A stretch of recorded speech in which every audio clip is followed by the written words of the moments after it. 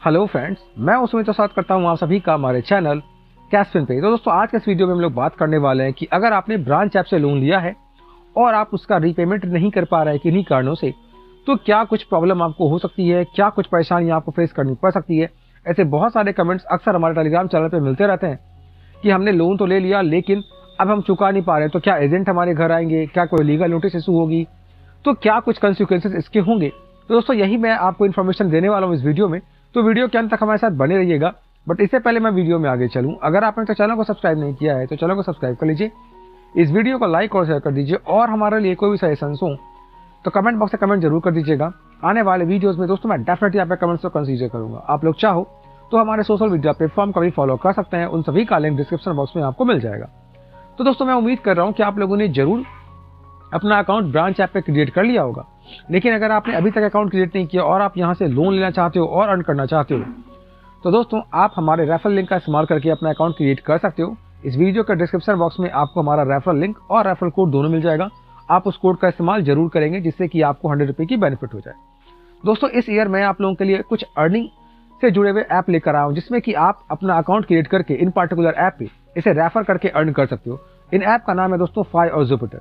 Phi और Jupiter basically आपको saving bank account की फैसिलिटी प्रोवाइड करता है, यानी कि आप अगर यहाँ पे अकाउंट ओपन कर लेते हैं तो आपको यहाँ पे सेविंग बैंक की फैसिलिटी तो मिलती है, साथ में आपको 300 की कैशबैक भी मिलेगी, और अगर आपने फिर से इन ऐप को अपने फ्रेंड्स या कलीग को शेयर किया तो आपको एडिशनल 300 मिलेगा। यानी कि जितनी बार अपने फ्रेंड को रेफर करेंगे इन ऐप्स को, उतनी बार 300 रुपये आपको मिलते रहेगी। तो इस तरीके से दोस्तों आप अच्छा खासा एक ह्यूज अमाउंट यहाँ से जनरेट कर सकते हैं। तो अगर आप हमारे लिंक का इस्तेमाल करके अपना अकाउंट क्रिएट करते हैं फाई और जुपिटर पे, तो आपको भी कंबाइंड 600 की बेनिफिट हो सकती है, और इस वीडियो के डिस्क्रिप्शन बॉक्स में आपको फाई और जुपिटर दोनों के लिंक मिल जाएंगे। आप वहां से अपना अकाउंट जरूर क्रिएट कर सकते हैं। तो दोस्तों, बात करते हैं अब हम लोग ब्रांच ऐप की, कि ब्रांच ऐप पे अगर आपने लोन ले लिया और पेमेंट नहीं कर पाए तब होगा क्या, मुसीबत क्या। तो यहाँ पे मैं बता दूं आपको कि ब्रांच ऐप जो है ये एक एनबीएफसी है, ब्रांच इंटरनेशनल की। ये एक एनबीएफसी है, ब्रांच इंटरनेशनल। इसका मतलब ये हो गया कि एनबीएफसी होने से आपको फायदे भी हैं और नुकसान भी। फायदा पहले बताता हूं मैं। फायदे ये हैं कि अगर ये ऐप जो है, ये चूंकि एनबीएफसी है, तो ये ऐप यानी कि ब्रांच ऐप कभी भी आपके कॉन्टैक्ट लिस्ट पे कॉल नहीं करता है। समझ रहे हैं आप, आपके कॉन्टैक्ट लिस्ट पे कभी भी कोई कॉल नहीं जाएगा, चाहे आप लोन में कितना भी टाइम क्यों ना लगाओ। दूसरा, ये ऐप जो है ये सिक्योर है, यानी कि ये आपके डेटा को कहीं सेल नहीं करता, आपके इन्फॉर्मेशन को कहीं लीक नहीं करता। यानी कि आपकी जो डेटा आप यहाँ पे डालते हैं, चाहे वो आधार कार्ड हो या आपका पैन कार्ड हो, ये बिल्कुल सही जगह पे स्टोर होता है। और तीसरी बात ये कि ये आप पे मेंटली परेशान आपको नहीं करता, मेंटली हैरेस नहीं करता। अब इसका नुकसान, एन की ब्रांच के एनबीएफसी होने का नुकसान क्या है आपको, तो सबसे बड़ा नुकसान आपको यह है दोस्तों कि अगर आपने ब्रांच ऐप पे लोन लिया और आपने चुकाया नहीं, तो ब्रांच ऐप जो है ये सिविल अथॉरिटीज को आपके पेमेंट बिहेवियर के बारे में रिपोर्ट करती है। इसका मतलब ये हो गया कि अगर आपने लोन नहीं दिया है तो ये रिपोर्ट करेगा कि आपने लोन दिया नहीं है, और ऐसे सूरत में आपकी जो सिविल स्कोर है, जिसे कि आप क्रेडिट स्कोर के नाम से जानते हैं, ये स्कोर जो है वो क्या हो जाएगा, डाउनफॉल हो जाएगा, यानी कि डिक्लाइन हो जाएगा। इसका मतलब ये हो गया कि अगर आपकी क्रेडिट स्कोर डिक्लाइन जाएगी तो इन फ्यूचर आपको लोन मिलने में परेशानी आ सकती है, क्योंकि जितनी अच्छी क्रेडिट स्कोर आपकी रहेगी उतनी ज़्यादा संभावनाएं आपके लोन की होती है, लोन मिलने की होती है।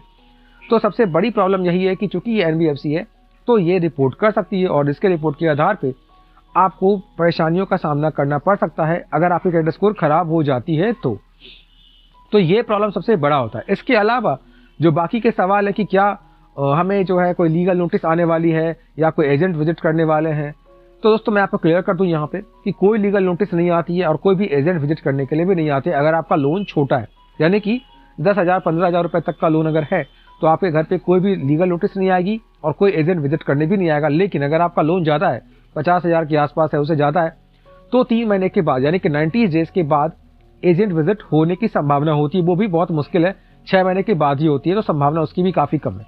अब अगर बात करें लीगल नोटिस की, तो कंपनियां जनरली लीगल नोटिस इशू नहीं करती है। कभी कभी आपको मेल पे लीगल नोटिस जरूर भेजेंगे, लेकिन वो नोटिस जो होती है वो फेक होती है। समझ रहे हैं, सिर्फ आपको डराने के लिए ऐसा किया जाता है कि आप रीपेमेंट कर दो। इस कारण से वो बोलते हैं बार बार कि लीगल नोटिस भेजी जाएगी, बट रियलिटी में ऐसा कुछ भी नहीं होता। ये सब कुछ फेक है, लीगल नोटिस आपको नहीं आती, और अगर आती भी है तो वो फेक होती है, ना कोई एजेंट आते हैं। लेकिन फिर भी दोस्तों, मैं यहाँ पे बिल्कुल भी इस चीज को प्रमोट नहीं कर रहा कि आप लोन लेकर लोन चुकाए नहीं।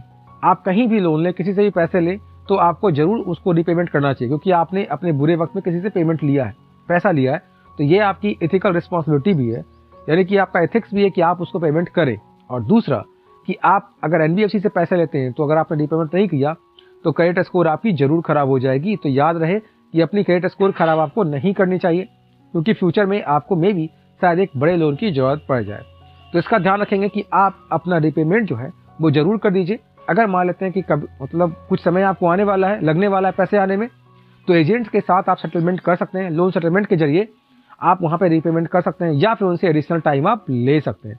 तो दोस्तों मैं उम्मीद करता हूँ कि आपको ये वीडियो अच्छी लगी हो। अगर ये वीडियो अच्छी लगी तो वीडियो को लाइक कर दीजिएगा, ऐसे अपने दोस्तों में शेयर कर दीजिए। और अगर अभी तक आप अपने चैनल कैशफिन को आपने सब्सक्राइब नहीं किया है तो चैनल को सब्सक्राइब जरूर कर लीजिए। Thank you for watching.